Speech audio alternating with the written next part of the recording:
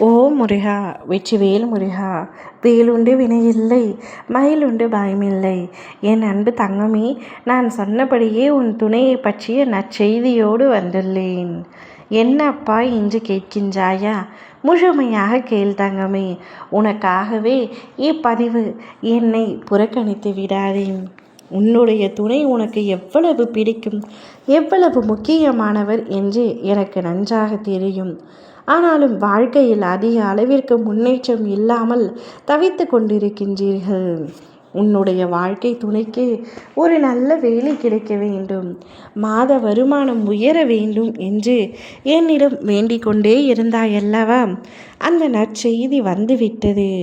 கூடிய விரைவில் உன்னுடைய துணைக்கு ஒரு நல்ல வேலை கிடைக்கப் போகின்றது. உத்தியோகம் புருஷ லட்சணம் என்று கூறுவார்கள். அதேபோல் உன்னுடைய துணைக்கு நல்ல உத்தியோகம் கிடைக்கப் போகின்றது. இப்பொழுது வேலை செய்யும் இடத்தில் தொடர்ந்து அவருக்கு பல பிரச்சனைகள் ஏற்பட்டு கொண்டிருப்பதால் மன உளைச்சலில் இருக்கின்றார். அதனால் உன்னிடத்தில் கூட சரியாக பேசுவதில்லை சிறிது நாட்களாக. அதை எண்ணி நீ மிகுந்த வருத்தத்தில் இருக்கின்றாய். அதனால் என்னிடத்தில் வேண்டியது, என்னுடைய துணைக்கு இந்த வேலையை தவிர்த்துவிட்டு வேறு ஏதேனும் ஒரு நல்ல வேலை கிடைக்க வேண்டும், அதிக சம்பளத்துடன் கிடைக்க வேண்டும் என்று வேண்டிக் கொண்டாய். உன்னுடைய வேண்டுதலை உன் அப்பா நான் நிறைவேற்றப் போகின்றேன் தங்கமே.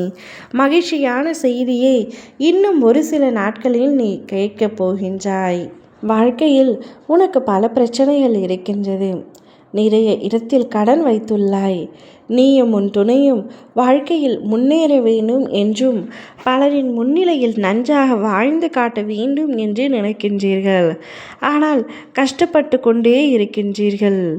எளிதாக வந்தவர்கள் எல்லாம் முன்னேறி விட்டு செல்கின்றார்கள். எப்படித்தான் அவர்களிடத்தில் இருந்து இவ்வளவு பணம் இருக்கின்றதோ? நேர்மையாக இருக்கின்றோம், ஆனால் பணமும் இல்லை, வருமானமும் போதுமான அளவிற்கு இல்லை. கஷ்டப்பட்டு கொண்டு தான் இருக்கின்றோம். இந்நிலை எப்பொழுது மாறும் அப்பா என்று கேட்டுக்கொண்டே இருக்கின்றாய். மாற்றம் வரப்போகின்றது கண்மணியே. உன்னுடைய வாழ்க்கையில் மாபெரும் மாற்றம் வரப்போகின்றது. மிகுந்த மகிழ்ச்சிக்கான மாற்றமே அது. நீ சந்தோஷமாக உன்னுடைய வாழ்க்கையை வாழப் போகின்றாய். நீ எப்படியெல்லாம் உன்னுடைய துணையுடன் மகிழ்ச்சியான ஒரு வாழ்க்கையை வாழ வேண்டும் என்று ஆசைப்பட்டாயோ அப்படி வாழப் போகின்றாய். நீ ஏதாவது ஒரு இடத்திற்கு வெளியே செல்ல வேண்டும் என்று நினைத்தால் கூட உன்னால் செல்ல முடியவில்லை. பணம் ஒரு பிரச்சனையாகவே உங்களுடைய வாழ்க்கையில் இருக்கின்றது. ஆனால் அப்பிரச்சனை அனைத்தும் முடிய போகின்றது.